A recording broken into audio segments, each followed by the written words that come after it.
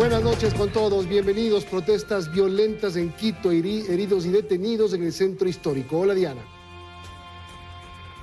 Hola Milton, amigos, buenas noches. Y en otro tema, la Corte Nacional de Justicia seguirá sin 11 de sus jueces. Hoy se declaró nulo al concurso. Con este tema empezamos.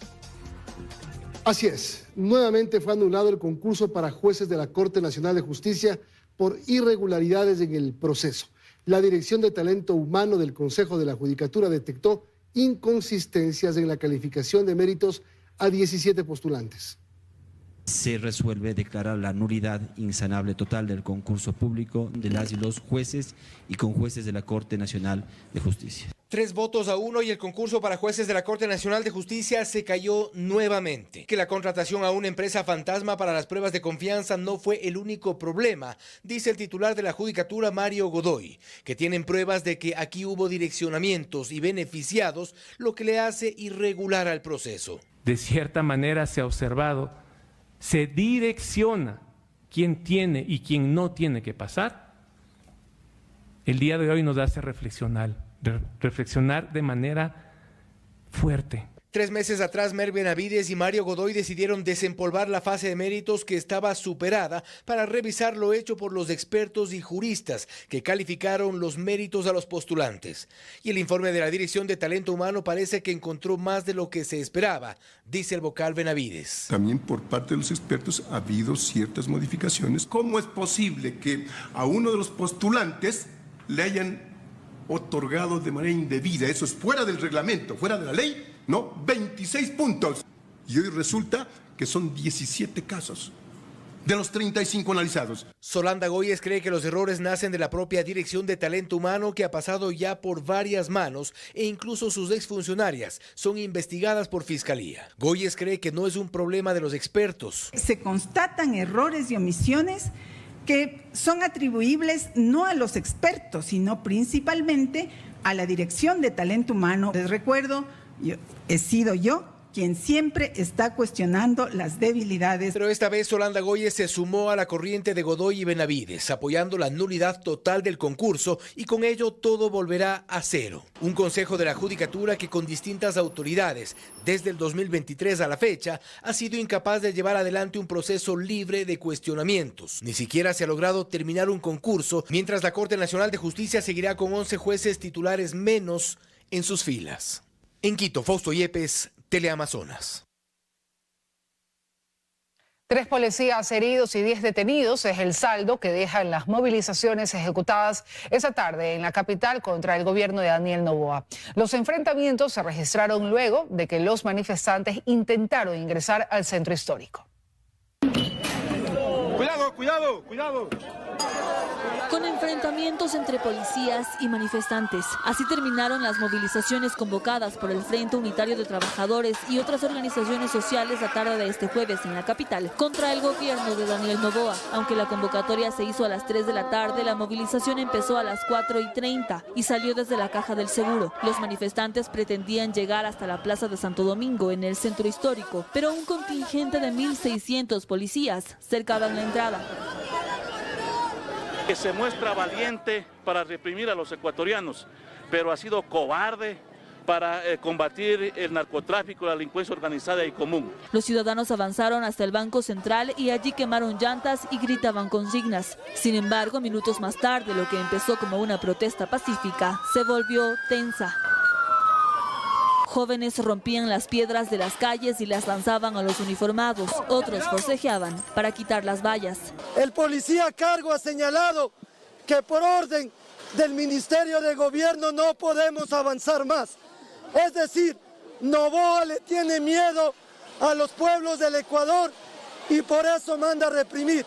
El Ecuador no es su hacienda, al Ecuador, y le decimos que violencia es no tener trabajo, violencia es no tener educación, violencia es no tener luz, no tener salud. Y allí empezaron los enfrentamientos. Con bombas lacrimógenas y balas de goma, la policía dispersó a los manifestantes en al menos 2 ocasiones. Las autoridades aseguran que esta jornada deja al menos 3 policías heridos y 10 detenidos. En estos momentos están siendo valorados en el Hospital de la Policía Nacional. Tenemos 9 aprendidos de sexo masculino y una aprendida de sexo femenino. camino hasta el momento. Policía Nacional desde el primer momento se mostró muy tolerante y pidiendo el diálogo, pero en ningún momento los manifestantes se mostraron adeptos a este diálogo. Pasada las 7 de la noche, las protestas fueron controladas. Sin embargo, las organizaciones sociales anunciaron que habrá una nueva convocatoria el 25 de noviembre. En Quito, Lucía Clavijo, Teleamazonas. La Corte Constitucional dio parcialmente su aval al estado de excepción del presidente Noboa, decretado el 3 de octubre. El organismo respalda la medida exclusivamente por la causal de grave conmoción interna. La Corte declaró inconstitucional la movilización e intervención de policías y militares en el combate de grupos de crimen organizado y el toque de queda que regía en 19 cantones del país, entre ellos Durán en Guayas, Camilo Ponce Enríquez en Azuay y todos los de la provincia de Los Ríos.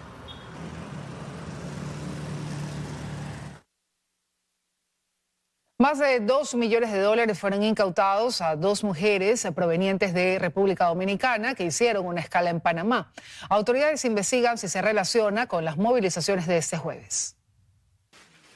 $2.1 millones ingresaron al país este jueves. Su procedencia y fines se desconocen. Según autoridades, fueron 2 hermanas las que arribaron al país desde República Dominicana en un vuelo que hizo escala en Panamá. Se logró identificar una red criminal dedicada a ingresar grandes cantidades de dinero de dudosa procedencia al país y estarían inmersas en el delito de lavado de activos.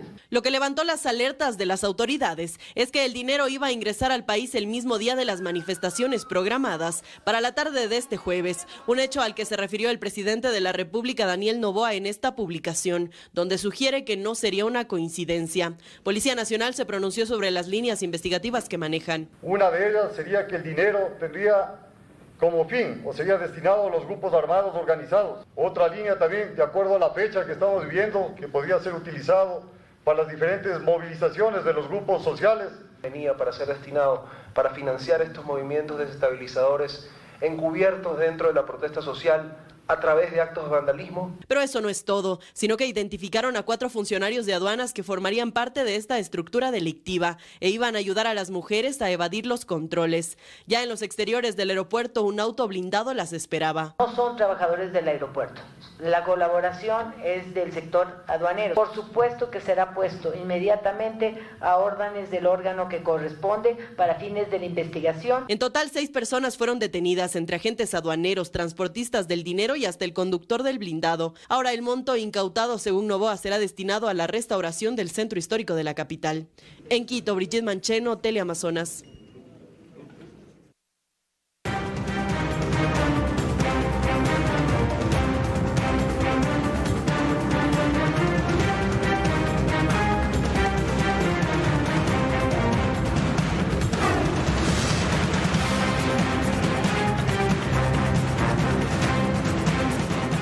La crisis eléctrica, la confrontación con su vicepresidenta y decisiones polémicas marcan el primer año de gestión política del presidente Daniel Noboa.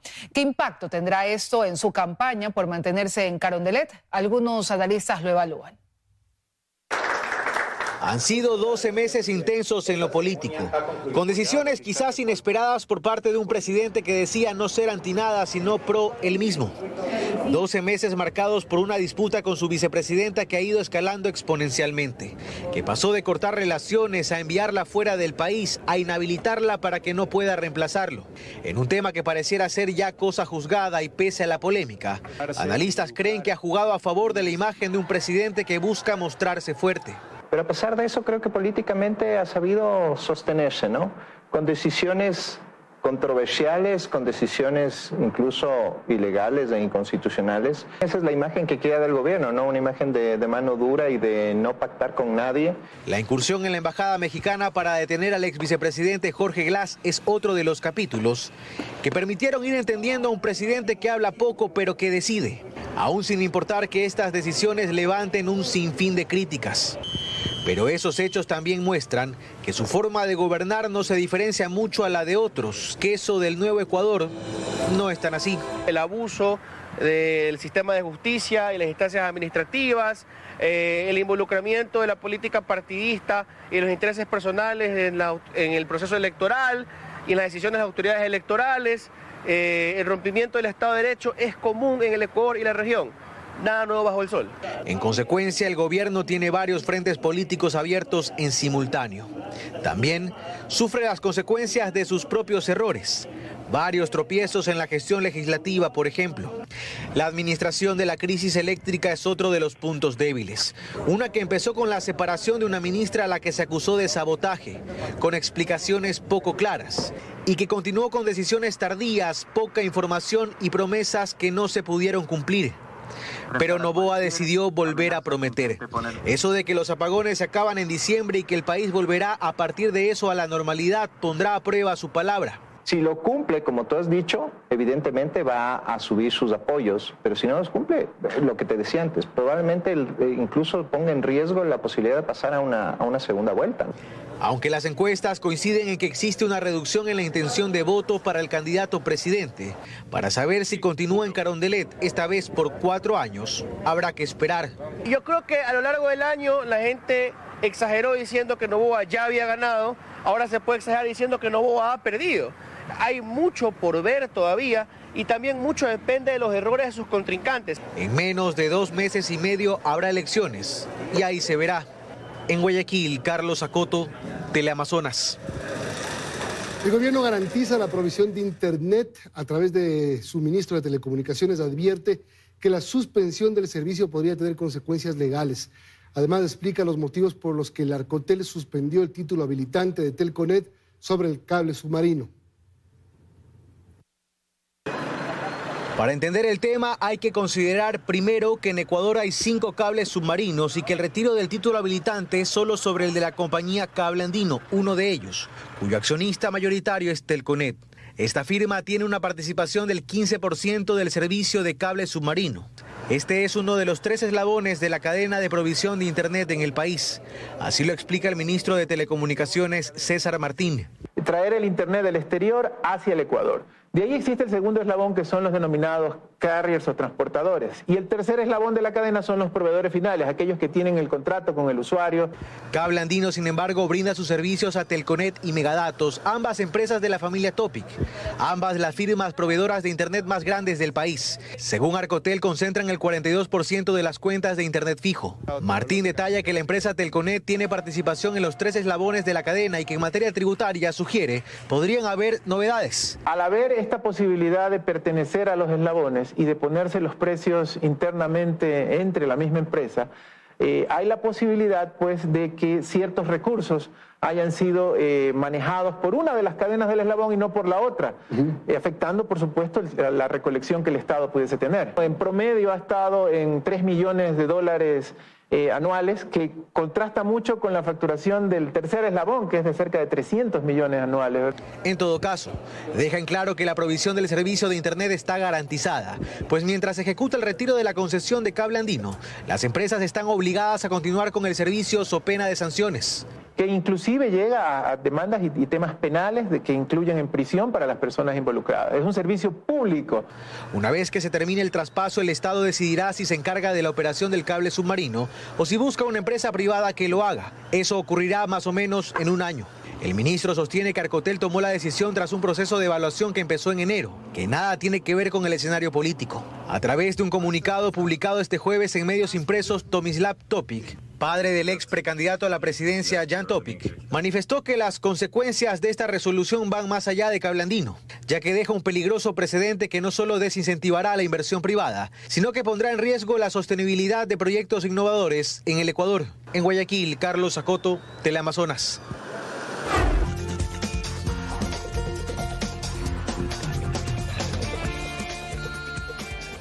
Seguimos, amigos, con más información. La firma estadounidense Progen, contratada para la provisión de 150 megavatios, anunció que sus generadores en el Salitrar entrarían en operación el 15 de diciembre.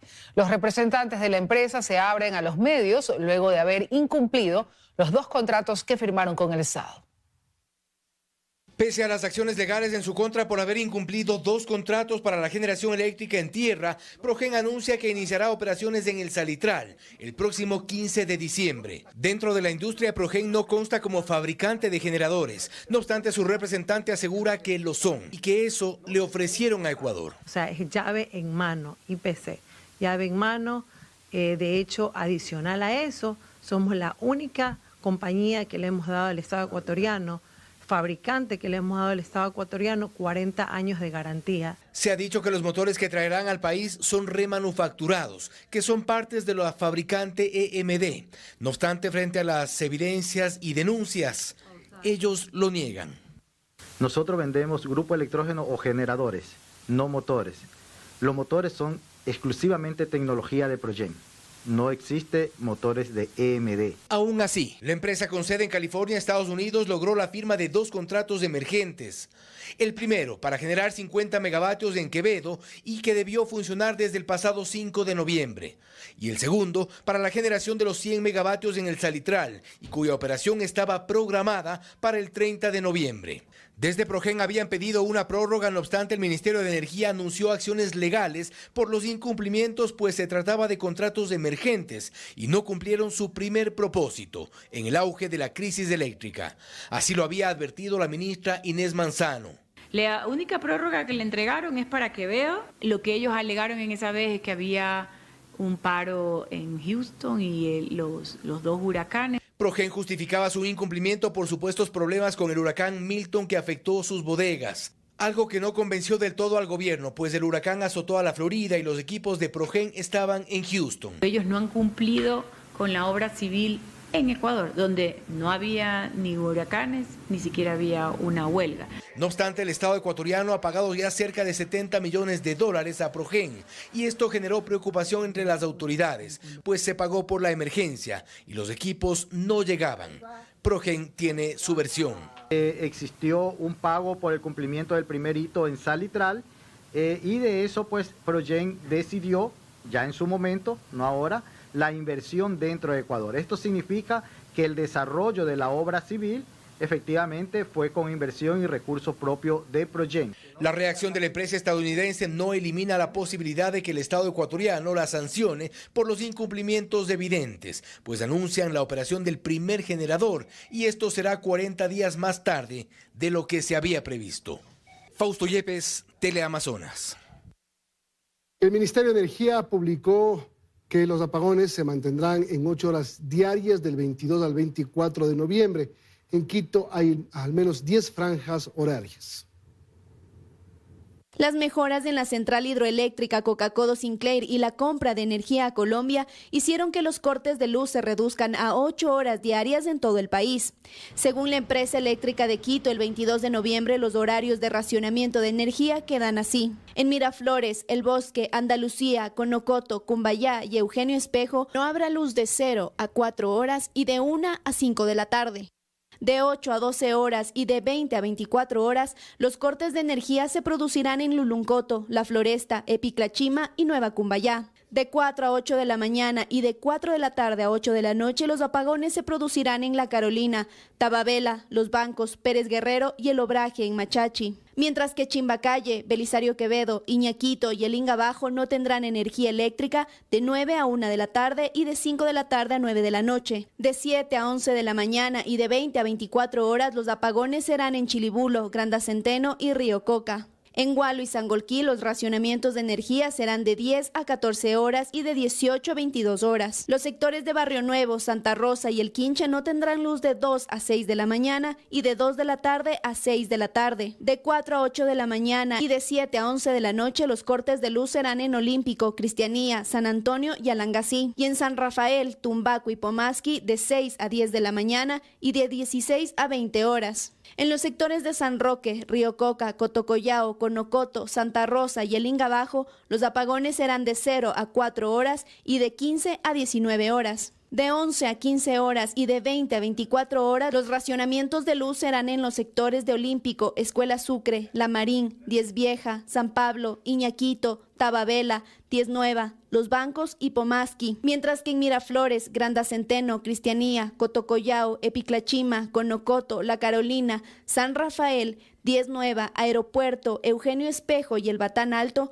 no habrá luz de 12 a 16 horas y de 20 a 24 horas. El sector industrial, compuesto por Santa Rosa, Ideal Alambrec, Inga Bajo, Expreso Novopan y Sangolquí, Expreso Encador, no tendrá luz por 7 horas, de 5 de la tarde a 12 de la noche. María Fernanda Utreras, Teleamazonas.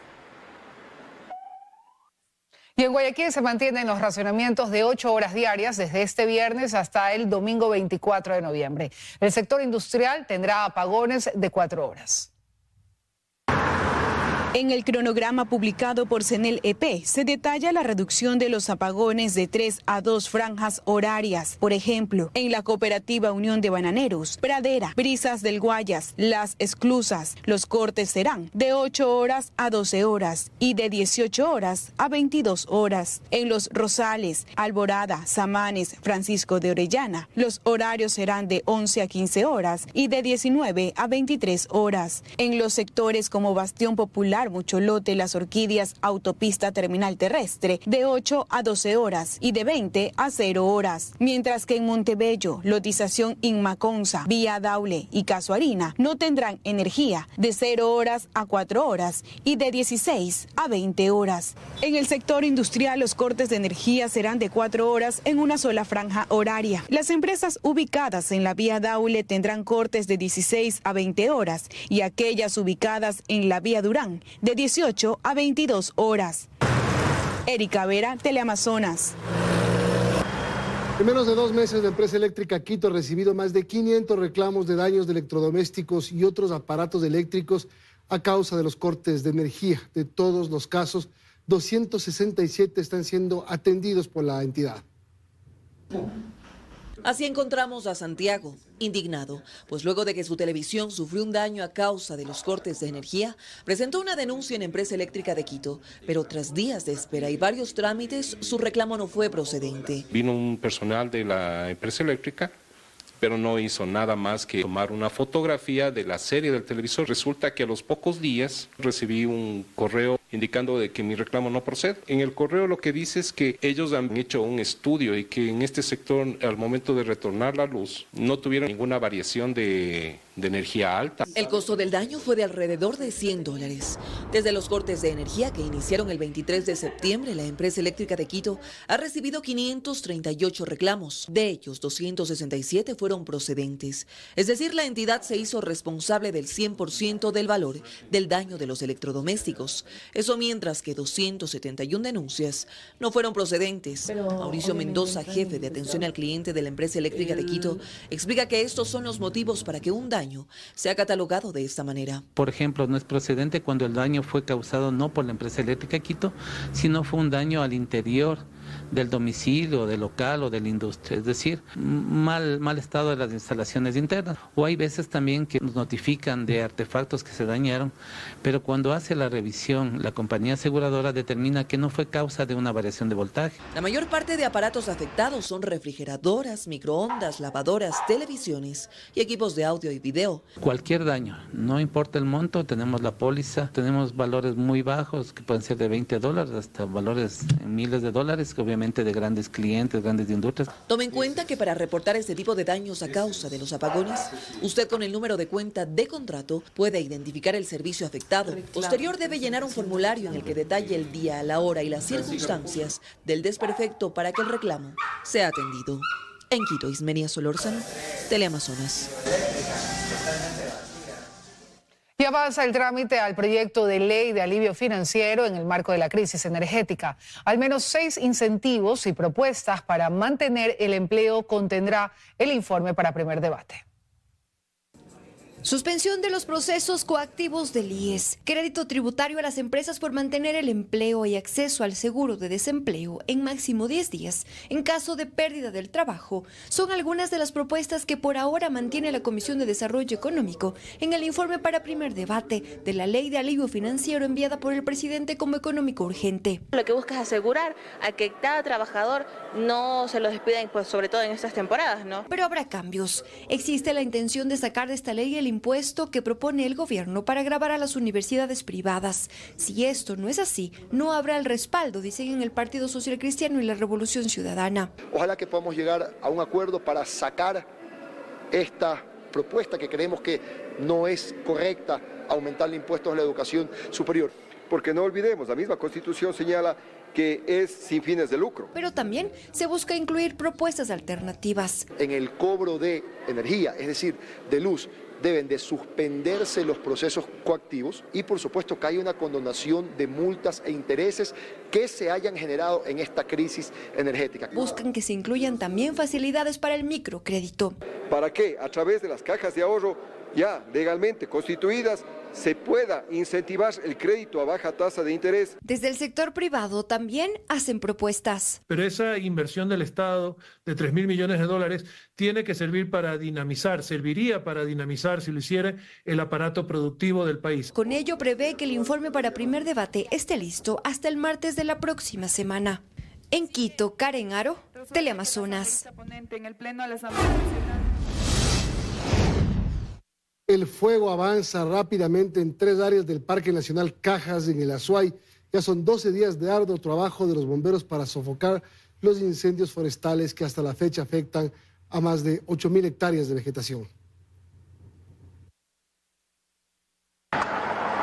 En lo que va del mes de noviembre en Azuay son aproximadamente 8.000 hectáreas de flora y fauna, reducidas a cenizas. Una de las más importantes reservas naturales del país, el Parque Nacional Cajas, es la más amenazada. Ya son 12 días que bomberos, brigadistas, guardaparques y voluntarios luchan para sofocar las llamas. Necesitamos unirnos y tener esa valentía de poder denunciar, al menos si es que las personas conocen de alguien que podría haber provocado este tipo de circunstancias. En Chaucha, Quitahuayco y Molleturo, el fuego sigue activo. Estos sectores son críticos, pues para llegar los bomberos forestales tienen que caminar entre 5 y 7 horas. Por ello el apoyo aéreo es clave acá. Estamos esperando que una aeronave de gran capacidad pueda llegar al sitio y de esa manera poder hacer descargas y liquidar el incendio. En cambio, en Soldados, Cochapamba, Yanasacha, San Pedro y Llanomontes, el fuego fue liquidado gracias al arduo trabajo de más de 600 personas. Ojalá al término de esta semana podamos ya liquidar todos los incendios que se han venido dando. Bosques y páramos de Santa Isabel, Pucará y Nabón también han sido seriamente afectados por el fuego forestal. La naturaleza no tiene la culpa, este es nuestro único espacio de vida. La fauna, la flora que estamos haciendo pedazos, que estamos destrozando, ha sido producto de una conservación de muchos años de nuestros antepasados. Estas son las cicatrices que hasta el momento nos dejan los incendios. Las fuentes de agua se han visto seriamente afectadas. La casa de miles de animales y aves únicas en el mundo se ha quemado. En la provincia de la Azuay, Iván Rodríguez, Teleamazonas.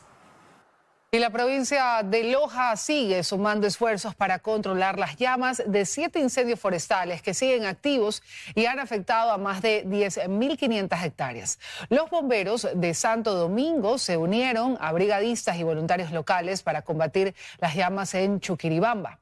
El 95% de los incendios en la parroquia San Pedro de Vilcabamba ha sido controlado, pero continúan las acciones de monitoreo.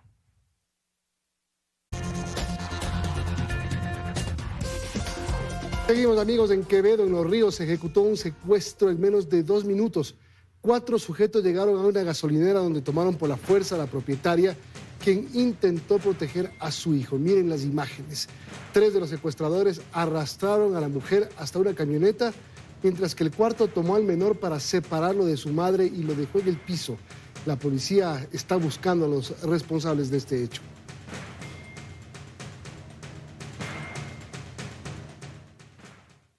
Y en el cantón Durán, en la provincia del Guayas, el bloque de seguridad capturó a 5 delincuentes, entre quienes figura un sujeto con alerta de Interpol. En el operativo denominado Tormenta 8 también se decomisaron armas de fuego y varias dosis de droga.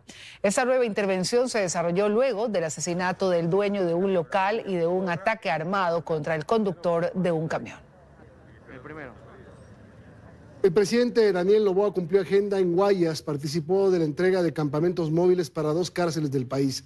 Además, condecoró a personal de las Fuerzas Armadas que ha enfrentado el conflicto armado interno desde hace 11 meses.